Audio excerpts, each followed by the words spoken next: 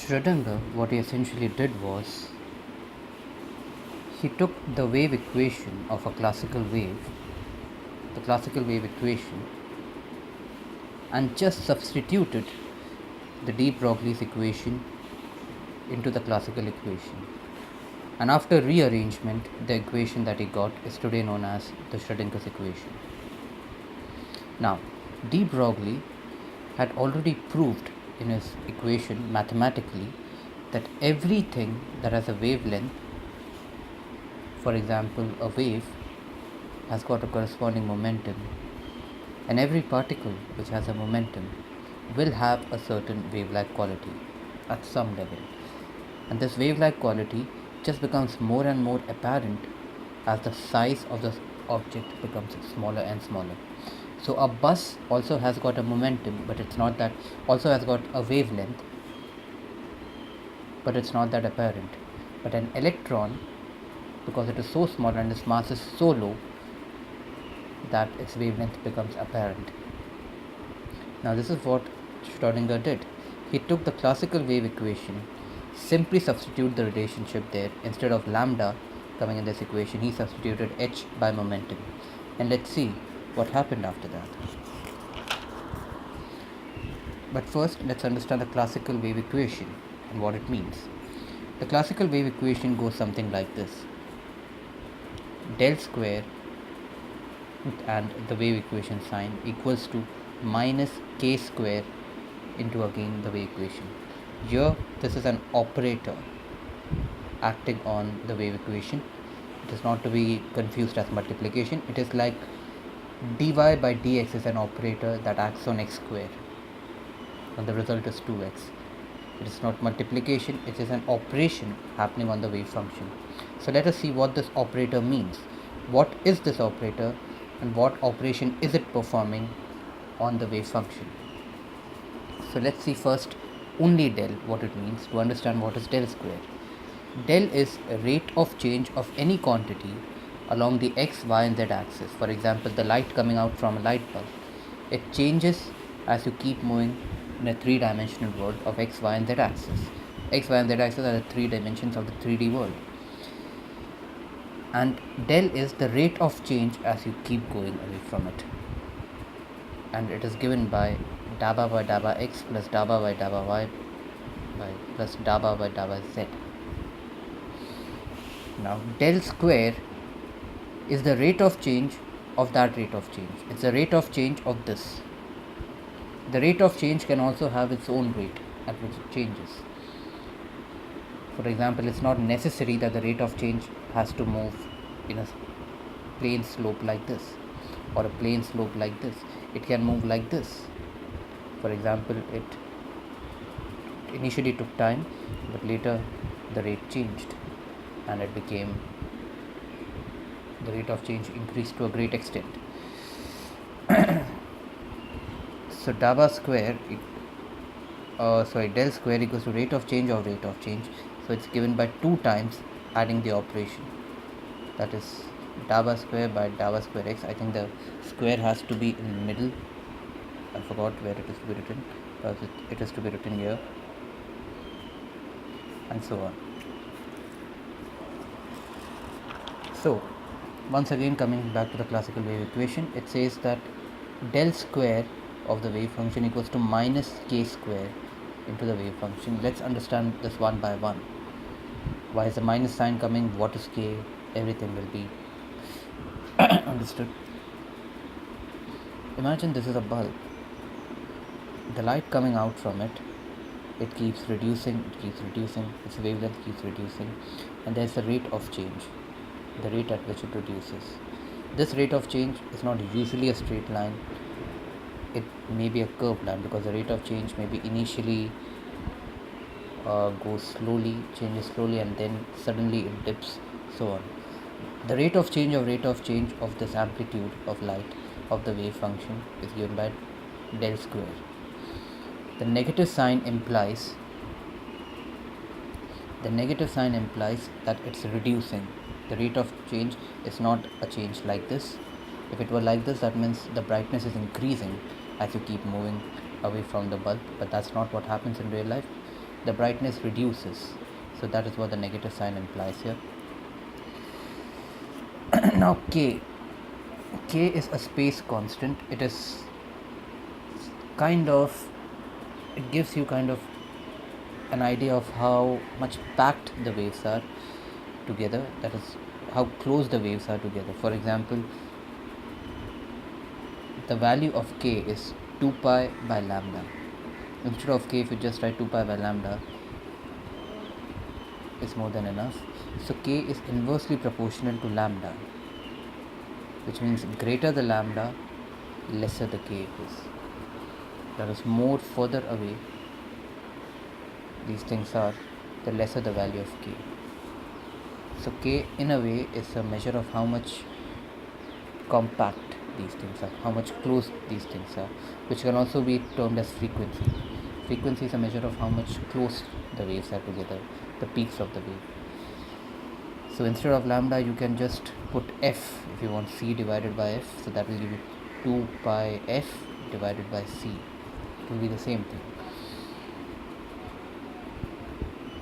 So this is what it means. The rate at which the wave changes, the brightness of the bulb or something changes, the rate of change of the rate of change is a negative slope.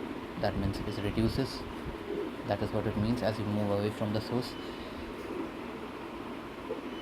It is inversely proportional to the wavelength. Greater the wavelength,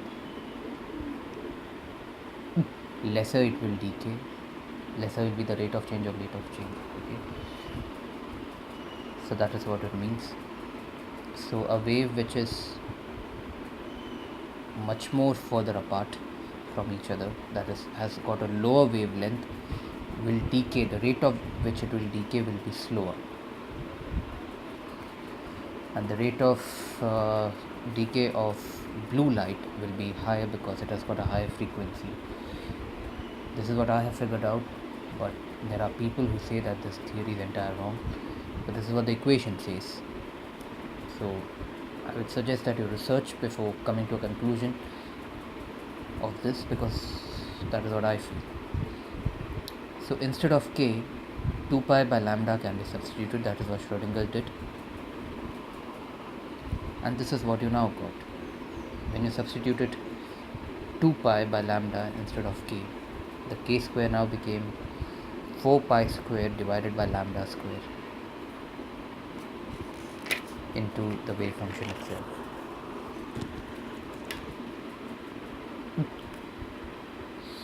So once again, let's look at the equation. Del square wave function equals to minus 4 pi square divided by lambda square into the wave function.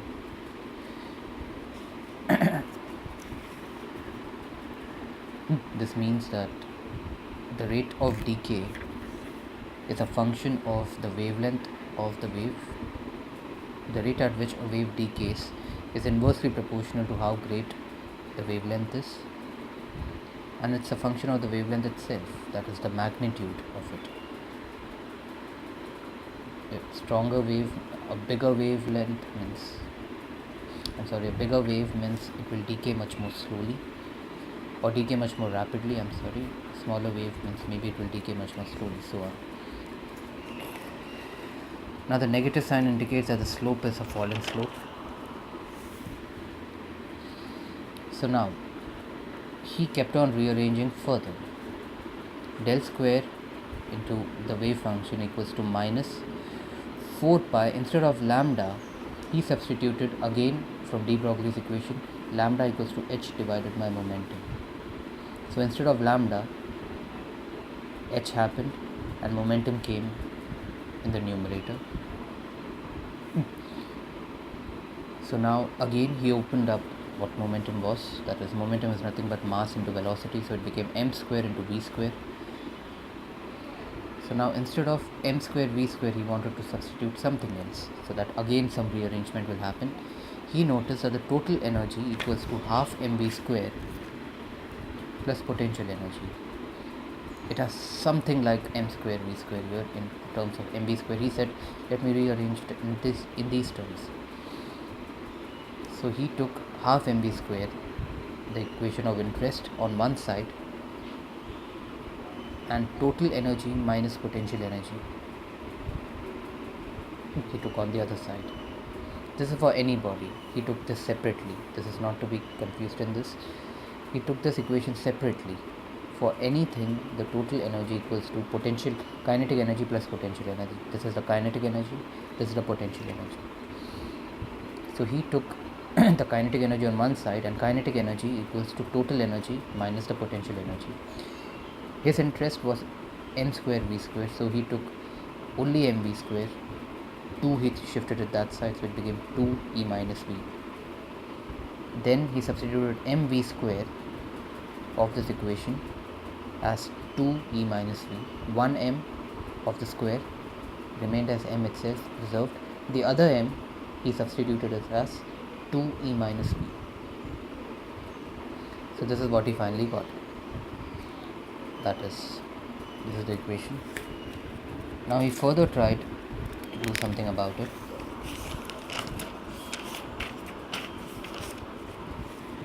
This is where we left off.